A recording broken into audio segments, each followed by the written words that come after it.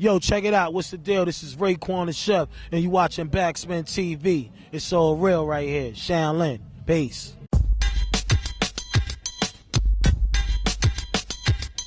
Yeah, first of all, great show. Then, of course, this is the Rede Chef, only built for Cuban Linx Part 2, most anticipated album for years. You know, like, so you took it back to the, you put it back to the roots, you know, back to the ground, like the original shit, like how you see the whole game in general. I mean, by taking it back with the Cuban Linx Part 2, how you see the whole hip-hop game in the United States. I mean, you know, right now the game has definitely changed a little bit.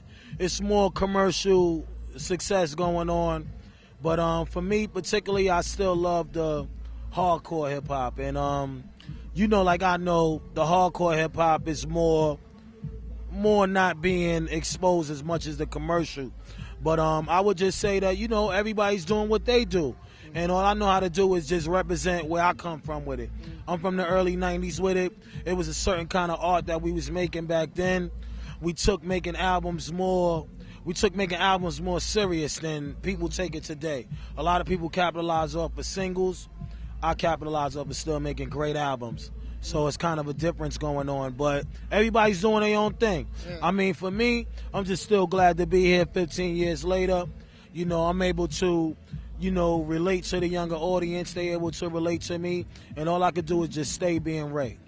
Why do you think got the art lost, or how did the art got lost? I mean, you represented for 15 years, so I think in Europe is a little bit different than the United States. But why it got lost in the United States, where actually the birthplace, you know? I mean, I think because, you know, number one, just the hip-hop movement has allowed a lot of young cats to grow up in the game, and they have gotten a chance to do their thing. And I think that right now it's just a generation factor. You know, it's 10 years later. You know, every 10 years later, they say a new generation of kids emerge into the game. And I think that hip-hop has been the main focus, the main vocal point of a lot of kids being able to have something to do with their life. You know, the music game, you know, everybody wants to be a rapper. And I know it's a lot of young kids that when we was coming up, they was little. So they just living out their dreams, and the game has changed. Now it's more about them loving that commercial, having fun, having the hook records, and, you know, that's what they love now. Yeah. At the same time, far as me, I got to let them be them. I got to let them be who they are. Long as they having fun and they being successful, that's cool. For me, I grew up on more making solid, hardcore hip-hop. You know what I mean? So it's just a time changing thing, and I think that really has came into the game now. We have to understand that. You know what I mean? That it's a new generation. They love dancing music. They love to have fun music. When we came in, we love artistic music. We love lyrics, skills. We had to know that you really love this. Now it's more cosmetic. But does it bother you as a lyricist hearing like corny rappers coming up and actually like really like don't know if they really make money with it or whatever, like ringtone rappers, whatever, you know? Yeah, I mean, you know, number one, I don't hate on nobody on what they do, you know what I mean? I mean, at the end of the day, you got young kids doing what they do. That's their lane. That's what they do. What I do is totally different. I come from a heavyweight point of hip-hop. I come from a heavyweight side, and I think that at the end of the day, they speak what they speak. That's they shit. You know, far as whatever I do is what I do. So I could never sit there and be mad at what they love. You know what I mean? It's more younger kids that's into hip-hop now than the older generation such as ourselves, because we have kids now. So when you have kids and all that, you don't kind of like take it that serious no more to love hip-hop the way that you used to. Now the younger kids have taken over, so let's give them an opportunity to be the best that they could be.